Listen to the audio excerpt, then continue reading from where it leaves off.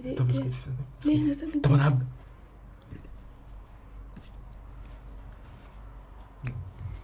Hey everyone, welcome back to my channel. So in this live session, I'm gonna explain to you guys how to build a strong knowledge base for USMLE preparation.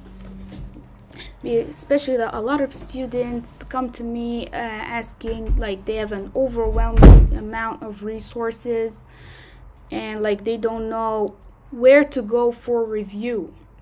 So the best thing to start is to actually hammer down questions that are test the high yield topics of the USMLE.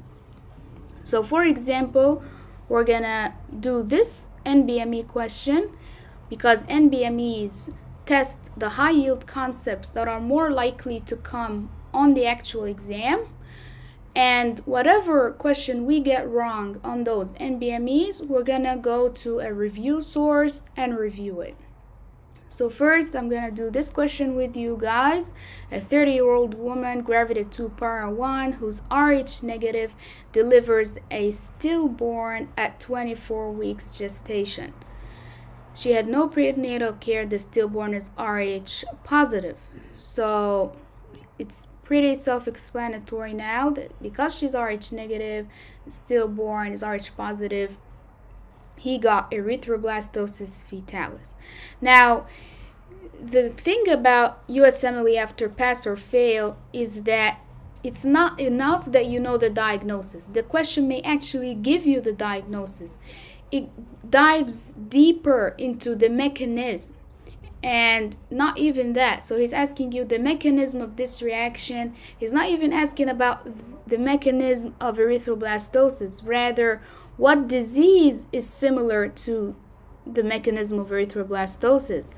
So it means that you need to know the mechanism of all those diseases and choose the one most similar to RH incompatibility. So here we know that RH antibodies attack fetal red blood cells, just like antibodies against the TSH receptor attack those on the thyroid gland. And so it's most similar to Graves' disease. But if I didn't know the mechanism of Graves' disease or the types of hypersensitivity, that this is type 2, I wouldn't have solved this question, right? That's why it's important to actually solve questions first and then go and review the weak areas based on that. Now, you need a good review resource for this because if you master the concept from A to Z, you can expect to answer questions from any angle, right? So I just found this, guys. I found this nice website called Unacademy. All right, so it's like a QBank resource with video explanations. And if you look up, for example, you got this question wrong, so you're gonna go to the section of allergy and immunology and you're gonna open the video of hypersensitivity types, just 21 minutes, and review it. Once you get this hammered, that's it. You can expect questions about hypersensitivity types from any angle. So what I like about this resource is that it's not a short review resource, or like it doesn't cut corners, when reviewing a certain concept and skips information. No, it actually goes into the details. And Dr. Najib and Dr. Stephen Dowtery, Dr. Philip Disdale, those are great names. Like, they're gonna teach you the concept from A to Z. And especially that USMLE is going pass or fail now, they're no longer including buzzwords or whatever. Like, they're going into the details, right? And even with step 2, by the way, they have stuff for step 2. So yeah, I think it's very affordable, like $249 a year. So my point is, if you do the QBank or NBMEs, they have their own QBank, by the way, which it means that you are studying only the high yield topics based on the specifications. And at the same time, you are targeting your weak areas if you follow this question solving with review. This is how you should approach the pre-dedicated period or building the knowledge base. Like I told you before, guys, in my other videos, number one is to do well in school. But if it's already too late for that, then you focus on solving the questions that are more likely to come based on this distribution, and then review the weak points from a good resource or from a video resource that tackles it from A to Z. That's the whole point of building your knowledge base for USMLE. Okay, so someone is asking what's the name of the website. It's called Unacademy. Okay, they have videos. That's like, I think that's the thing I would recommend the most. But they also have questions. So when you do the question, you get it wrong, you go to the video lecture. Okay, so it's called Unacademy. Yeah. Does anyone else have any questions?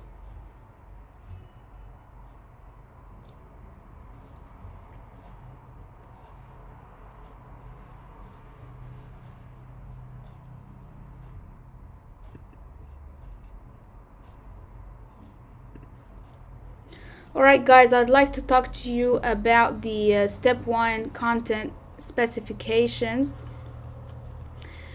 that they are kind of changing the distribution of questions. Cardio is now making up less. Alright, so how do you actually make sure that you're solving the high yield only, or that you are, solving the questions that carry the most weight? By having a good QBank resource, because QBanks represent the test. The more representative the QBank is of the real test, the better your outcome.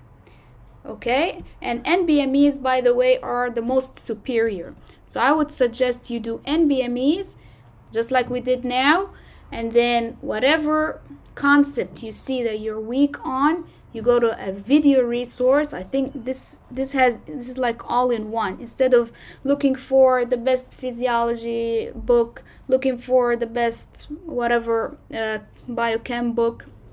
No, once you get a question wrong, you go on the website and choose the video that hammers this topic. And then from then on, you're gonna get this topic right every time.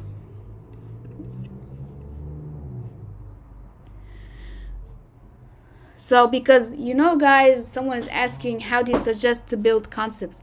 The best way to solve a question about a certain concept is to know it well the first time around.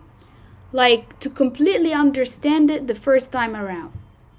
And that's why I told you guys before, do well in school. What I mean here is that you knew the topic, like you understood it very nicely from the start, understood the ins and outs, whether from a book or a video or whatever. Then whatever question you get from any angle, you're gonna get it right. So that's a nice resource for video lectures, Dr. Najib, Dr. Philip. In addition to your, if you want to use this alone in pre-dedicated period, that's fine. And in addition to your Pathoma and QBank resource, that would be amazing.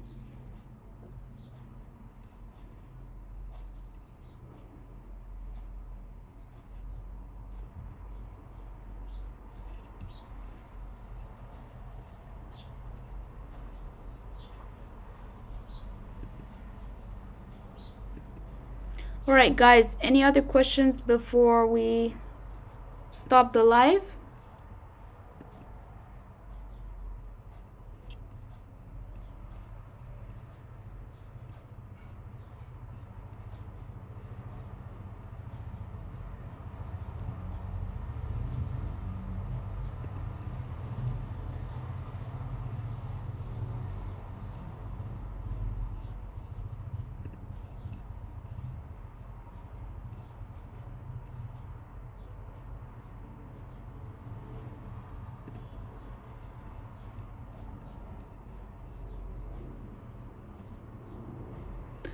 Alright guys, thank you so much for watching.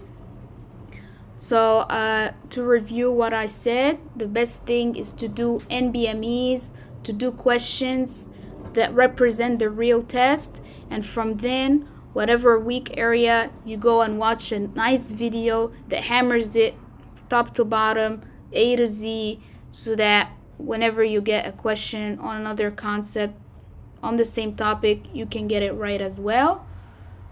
You can ask me in the chat or in the comments of any other resources if you want. Wish you all the best, guys.